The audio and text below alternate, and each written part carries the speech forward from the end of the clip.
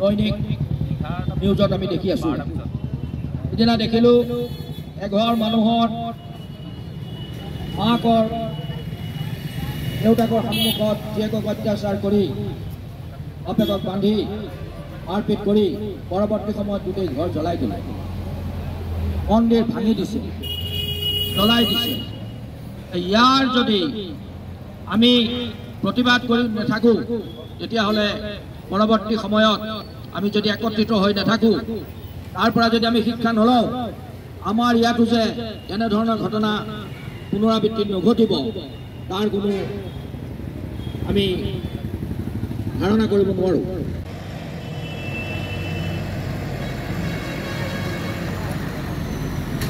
লখিমপুৰ নগৰৰ মাজমজিয়াত যি আমাৰ এই ধৰ্মঘট অৱস্থান ধৰ্মঘটৰ আমাৰ আয়োজন হৈছে, এয়া অকল আমাৰ লখিমপুৰ নগৰতে বুলিয়ে নহয়, লোকজাগৰণ মঞ্চৰ উদ্যোগত সমগ্ৰ ৰাষ্ট্ৰজুৰি আমাৰ বাংলাদেশত যি সংখ্যালঘু হিন্দু তথা অন্য ধৰ্মাৱলম্বী লোকসকলৰ ওপৰত অমানসিক অত্যাচাৰ আৰু নানান ধৰণৰ হত্যা লুণ্ঠন চলোৱা হৈছে, তাৰ লগতে আমাৰ ইস্কনৰ যি ধৰ্মগুৰুসকলক তেওঁলোকে কৰায়ত্ব কৰিছে অন্যায়ভাৱে, তাৰ প্ৰতিবাদত গোটেই ৰাষ্ট্ৰজুৰি যি এক প্ৰতিবাদী কাৰ্যসূচী হৈ আহিছে যোৱা কিছুদিন ধৰি, তাৰে এক অংশ হিচাপে আমি ইয়াত প্ৰতিবাদী কাৰ্যসূচী ৰূপায়ণ কৰিছোঁ।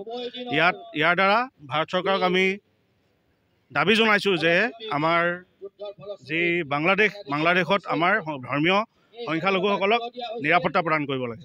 ভাৰতবৰ্ষৰ লগতে অসমতো আজি লখিমপুৰ জিলাতো লোকজাগৰণ মঞ্চৰ সৌজন্যত আজি সকলোৱে এই প্ৰতিবাদী কাৰ্যসূচী ৰূপায়ণ কৰা হৈছে। যে সকলোৱে জানে যে বাংলাদেশত হিন্দুসকলৰ ওপৰত মঠ মন্দিৰবিলাকৰ ওপৰতে যি আক্ৰমণ আৰম্ভ হৈছে, এই আক্ৰমণ এইটো মানুহৰ কাৰণে এইটো শুভ লক্ষণ নহয়। গতিকে ইয়াক শীঘ্ৰে বন্ধ কৰাৰ কাৰণে ব্যৱস্থা গ্ৰহণ কৰক, নতু ইয়াকে যেনেকৈ শিক্ষা ফিৰিঙতি যেনেকৈ গোটেই মানে চিটিকি পৰে, ঠিক তেনেধৰণে অসমতো তেনেধৰণৰ প্ৰভাৱ পৰাৰ এক প্ৰবল সম্ভাৱনা আছে।